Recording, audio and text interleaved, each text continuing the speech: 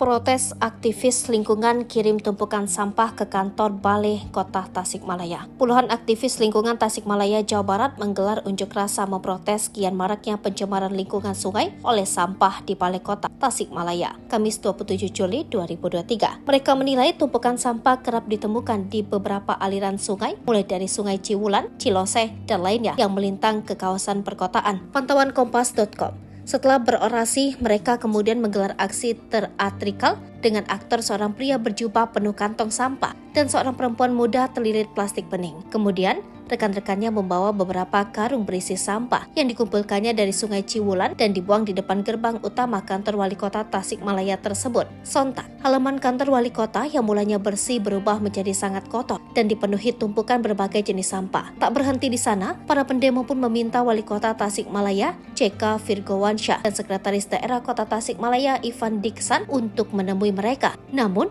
karena kedua pimpinan daerah tersebut sedang kunjungan kerja di salah satu wilayah kota Tasikmalaya, tak bisa hadir sesuai permintaan para pendemo. Sampai akhirnya, Kepala Dinas Lingkungan Hidup Kota Tasikmalaya, Denny Diana, menemui para pendemo dan mendengarkan segala keluh kesah para pengunjuk rasa tersebut. Sementara itu, Kepala Dinas Lingkungan Hidup Kota Tasikmalaya, Denny Diana, mengaku justru menyambut baik adanya perhatian masyarakat dan aktivis lingkungan terhadap kepeduliannya menangani pencemaran sampah di sungai. Pasalnya, jika pengentasan sampah di sungai hanya dilakukan pihak pemerintah saja, tanpa kesadaran masyarakatnya tak akan bisa cepat selesai.